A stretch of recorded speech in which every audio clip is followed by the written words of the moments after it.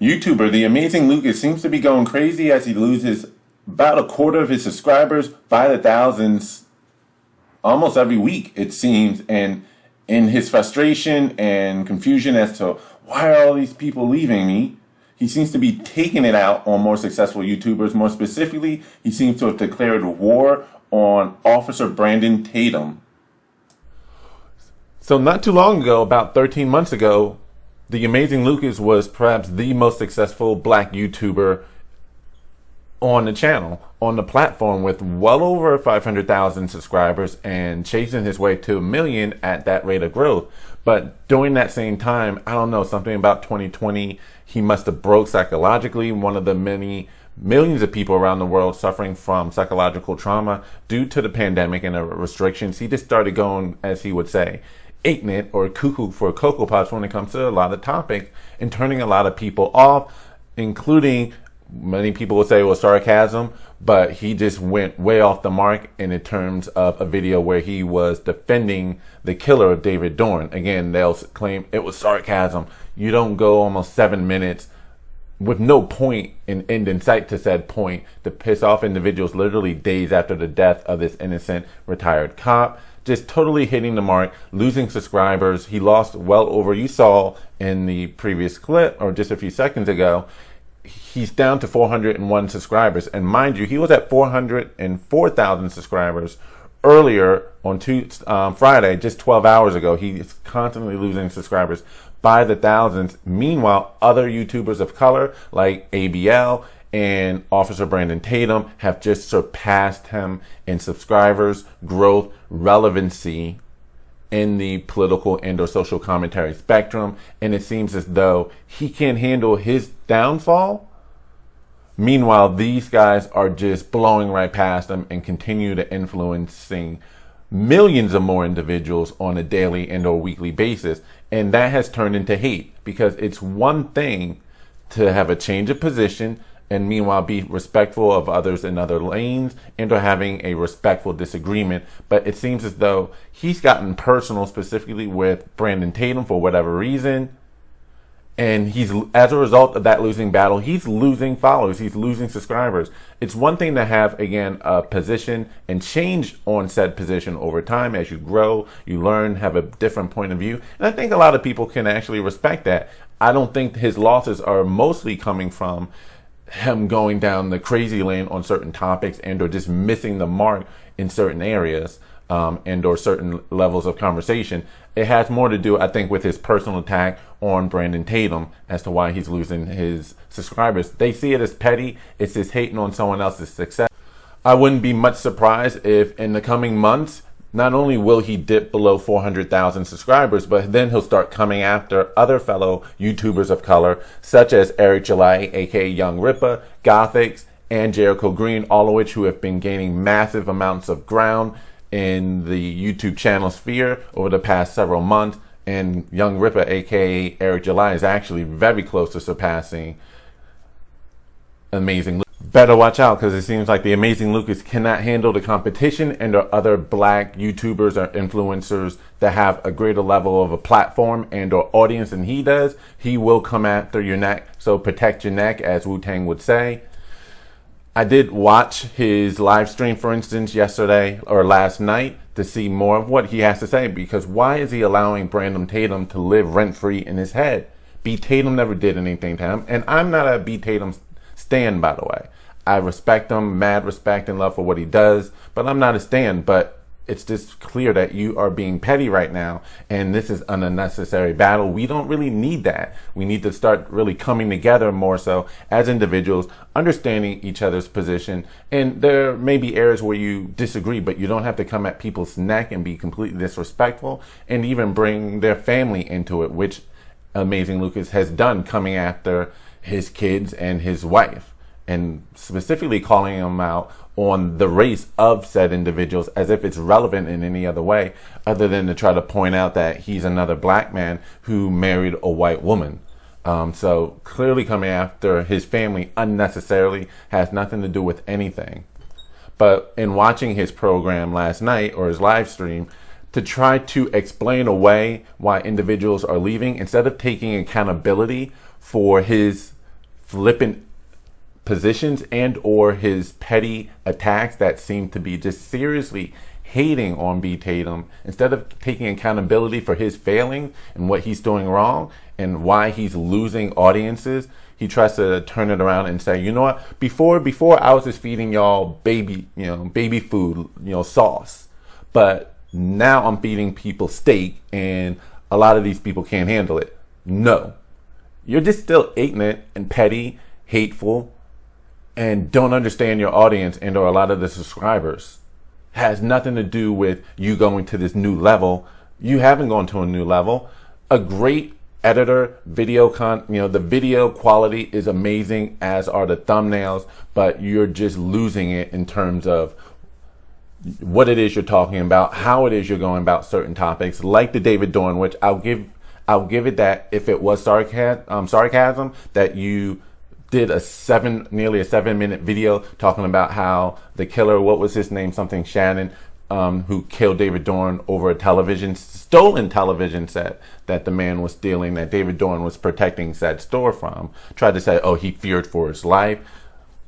If it was sarcasm, it really missed the mark. You need to stop. That was incredibly distasteful, bad, things like that. And then again, going after Officer Tatum for no reason. That's why your videos are being ratioed. Why when you do videos attacking someone like Officer Brandon Tatum, you get ratioed to hell. And for those who don't know the term ratio, that means you get multiple times more dislikes than you do likes. So for instance, when he did go after Officer Tatum the first time in one of his videos, he got nearly 10,000 dislikes and just under 2,000 likes. He did a video on David Dorn, definitely a 5 times ratio, where he got maybe about 1,000 likes for said video, where he was disagreeing with David Dorn and or defending the killer. 10,000, nearly 11,000 dislikes, 1,000 likes. He is getting ratioed to no avail, and it's all on his failures and or what he's doing wrong in terms of the content and what he's talking about and or the delivery, but he doesn't know how to take ownership. And I'll be honest, I lost a lot of respect for him, because then I realized he can dish out a lot of criticism and talk a lot of smack about individuals, but can't take it back. Or at the very least, he very much so picks and chooses his battles. For instance, a couple of months ago, back in February, he did this whole 10-minute rant video, or about 10.5 minutes, criticizing Brandon Tatum's comments about Jesus and the divinity and Trinity. Had no problem talking about how he's a dum-dum for this position, all the while not providing, as his own motto would say, facts and evidence to back up his position. He just rails on Tatum's position on the Trinity. And then, okay, I'm like, all right, it's respectful that people have a difference of opinion, especially on said topic, especially when it comes to religion and politics. Those are the two trigger things that a lot of people in normal day conversation or normal life don't like to have conversations on, because they're the most triggered conversation. There's a reason why most people stay away from it, but Lucas had no problem talking about it and criticizing someone else's position. So literally just a few days later, he has one of his disagreement days, in which case he takes calls on anyone who disagrees with anything he may have said within the past couple of days or weeks, what have you. I don't think there's a time limit, but either way, I was within a 3 or 4 day period of when he did that video. So it wasn't like it was ancient news. It was literally just a couple of days prior. And a couple of people in his chat and comment section on his video last night said, oh, big talk when you do it when you can talk in the comment section on the internet, but call him on one of his disagreement days. I did that. And he shut down the conversation as quickly as possible. I was as cordial as I could be in the introduction, because I really did like his content at the time. I was still a subscriber. I respected him. I just wanted to have an honest conversation, because theology, I'm very big on. I love it. I've studied it for over 13, 14 years intently. I've taken theology college courses. I love the topic. I was ready to debate him. And the second I brought it up, he cut it off like this. The thumbnail of the video was Trump on like a tank, and then regards to Trump 2024. Are you serious? 215, you're on the line. What's the disagreement? Yo. What's up? What's the disagreement? My disagreement is, and like I said, love your content, by the way. Keep it up, all the great work. I guess my disagreement was the comment made a few days ago on Brandon Tatum's belief that Jesus isn't God. Yeah, I'm not. You can go to another channel. I'm not discussing that. No. Nope. See? So I appreciate the call. I'm not discussing that. Like I said, there's two things I'm not going to discuss. When it comes to religion or anything like that, listen. Already been through that. You disagree? Go ahead. Disagree. I don't care. I really don't. Because as I've said before, some of y'all, I want to go to hell. For those of you who don't believe hell, fine. Don't worry about it. For those of you who do, listen. I really don't care. There's some people, yeah. My thing is, don't bring up religion if you aren't willing to talk and debate about it. Don't criticize someone else and not be willing to take criticism directly back. It just proves to me that he picks and chooses his battles. In fact, even last night in his live stream, he was already talking himself out of a debate with Brandon Tatum, saying, oh, no. You know, I'm not even going to give this mofo any of my time. You got to pay me to debate him. No, you don't want to take another L because you've been taking nothing but L since you started this unnecessary beef with Officer Tatum. But I digress. He, again, did a whole 10-minute video talking about Jesus and the Trinity and criticizing someone else for their religious position. It's okay. It's easy to do that when you get no pushback, when it's just a one-way conversation, you in the video, and the only time you get pushback maybe is in the comment section when you can brush it off and don't have to worry about defending your position. I say he's a crappy debater because he's not ready to debate on the spot unless if it's a topic he is familiar with and or not, as he would say, ignorant on and ready to have a comeback. Or if he feels as though he's talking to an individual to which he knows he can beat.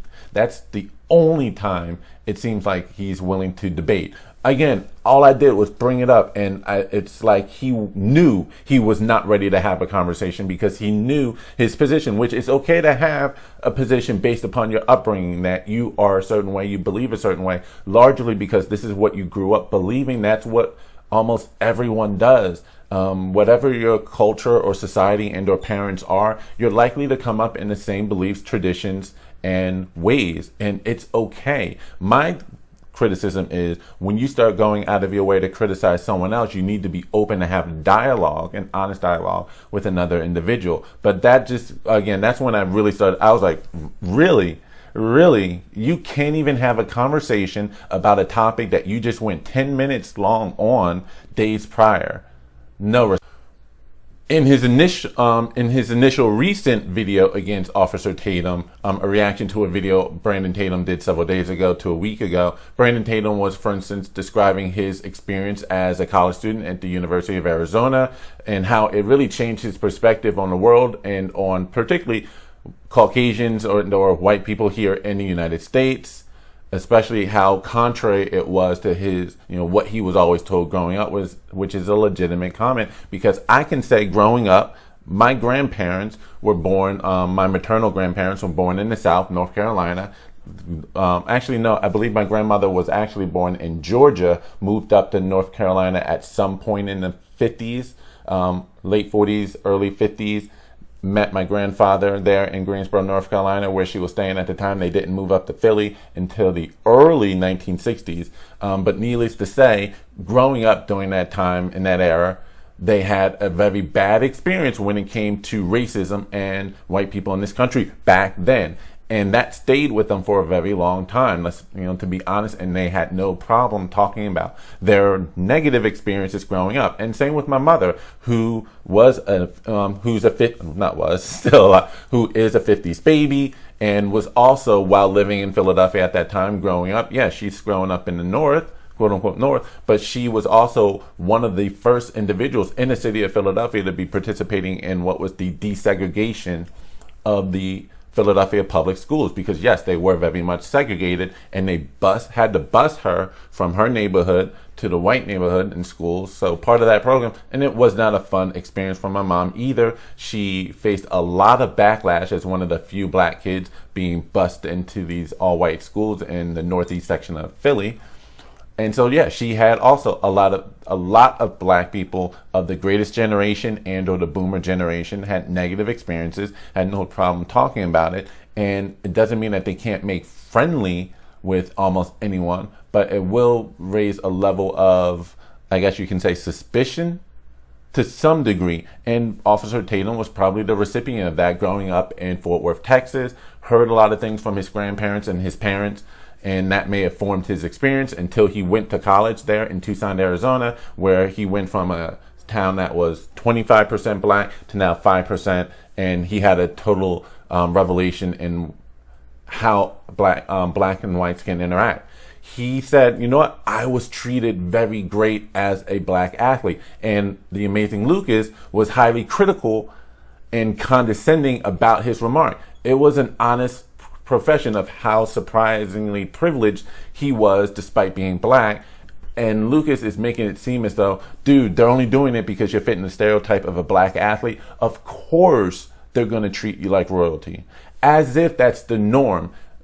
And that reveals the amazing Lucas's great ignorance, as if there's not a long-standing history in this country that is even a little bit recent in many areas of this country where black athletes have been treated like crap. Case in point, this article from The Hoya talking about black student athletes at Georgetown University discussing their experiences of racism just last year. What was this, July of 2020? This was not just a protest of the George Floyd situation, but black athletes documenting and or talking critical of their experiences of racism at their own university. Yes, they're using the George Floyd slogans of "I can't breathe" to describe when their coach would refer to the black student athletes on the specific team as the sisters, or how being a black female student athlete at a predominantly white institution means not only that I have to have my worth on the court, but I have to also prove my worth in the classroom, and I have to prove it as a person walking on the campus.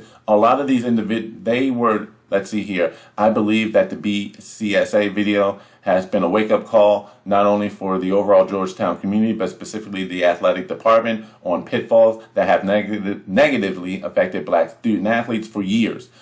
Great ignorance to think that black student athletes don't get treated like crap in their own schools and or institutions. Just talked to, for instance, also, was it Randy Moss grew up in West Virginia.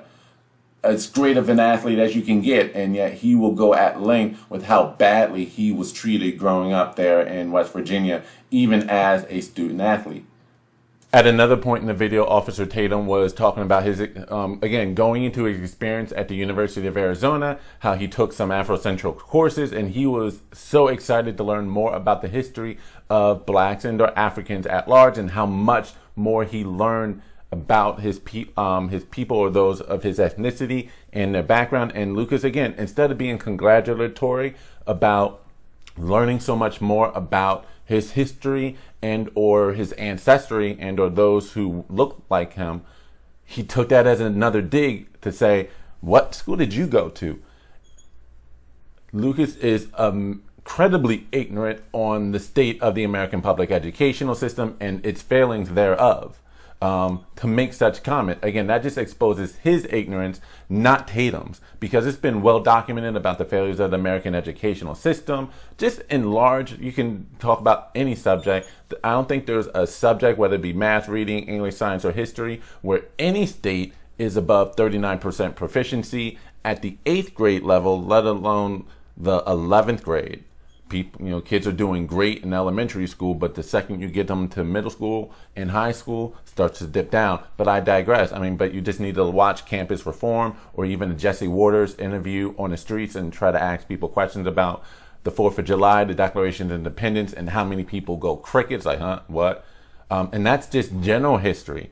But then when you speak about African American history, it's been well documented that with whatever is being pushed or has been pushed historically in schools, I can't speak for the last decade, but I can definitely speak, all the way in the 60s, 70s, 80s, 90s, maybe even the first decade of 2K. And my mom can attest how when she was growing up, again, back in when racism was more prevalent and blatant, even in Philly, She had teachers literally calling her or referring to her people as monkeys, but I digress. It's been well documented how undereducated black students have been about the history of their race.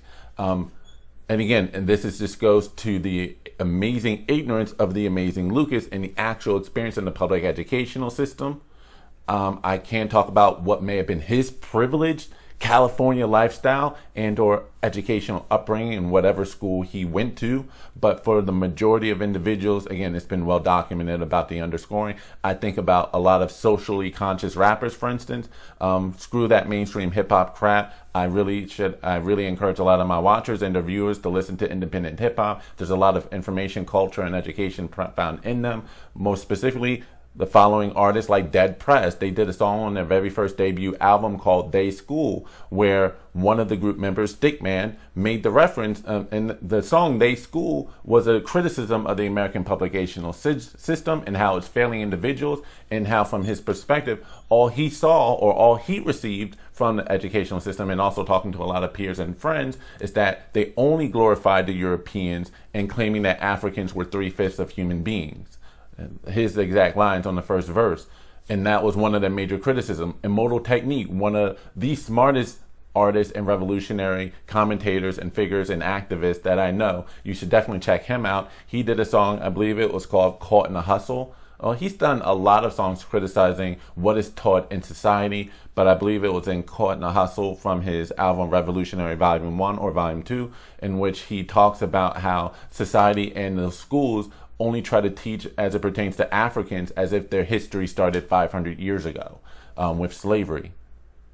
And then the legendary MC of them all, the teacher himself, Knowledge Reigns Supreme, KRS-One, did a song in 89, 1990, something like that, called You Must Learn. Again, a criticism of what was prevalent in the educational system and that black people were not taught their history. In fact, let me show you. He goes on to say in his song, I believe this was the second verse, "It seems to me that a school that's ebony, African history should be pumped up steadily, but it's not. And this has got to stop. See spot, run, get spot. Insulting to a black man's mentality, a black way of life, or a jet black family. So include with one concern that you must learn. Filled with straight up facts, no mystery. Teach the student what needs to be taught, because black and white kids both take shorts when one doesn't know about the other one's culture." He's admitting there that they're not adequately teaching people about black history. Not at all.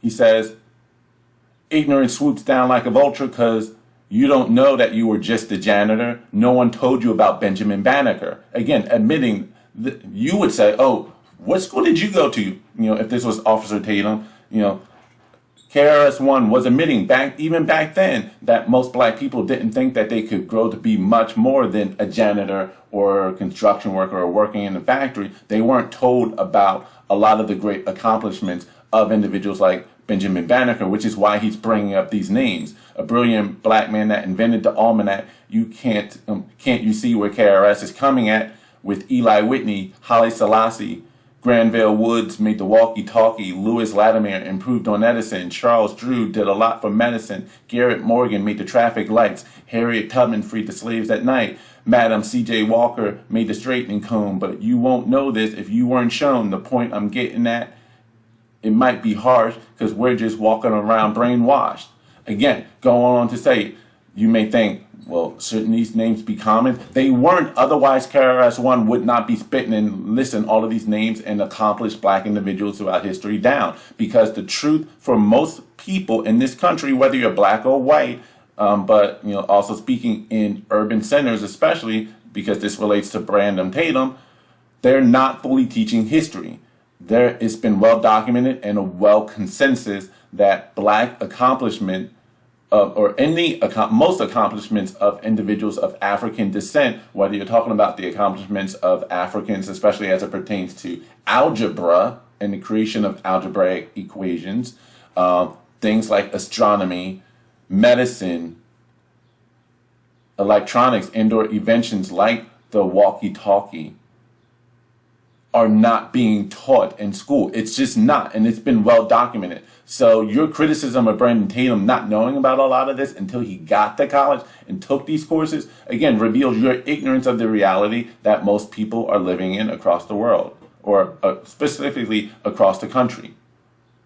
We can definitely learn to grow with one another. We can also learn to disagree. People come from different backgrounds, have different lived experience, different beliefs, and it's okay to disagree. I think one of the biggest things we need to do is respect other people's opinions, learn from them. Now, if that opinion diametrically disagrees with you, you also have to be willing to have the conversation, because if you're not willing to have that conversation, or a respectful conversation, this country goes nowhere. We don't really get anywhere coming at each other. I really hope the amazing Lucas can stop this buffoonery and attacks on other fellow Americans or individuals that did nothing to him, have never said anything about him or about anything else that would require him to necessarily comment on or come at to the degree he has. I don't know why he's allowing Brandon Tatum to live rent-free in his brain and coming at him when Brandon Tatum is doing his best to ignore him. If anything, there have been multiple videos up to now that Lucas has done coming at Officer Brandon Tatum, and he's ignored them up to this point,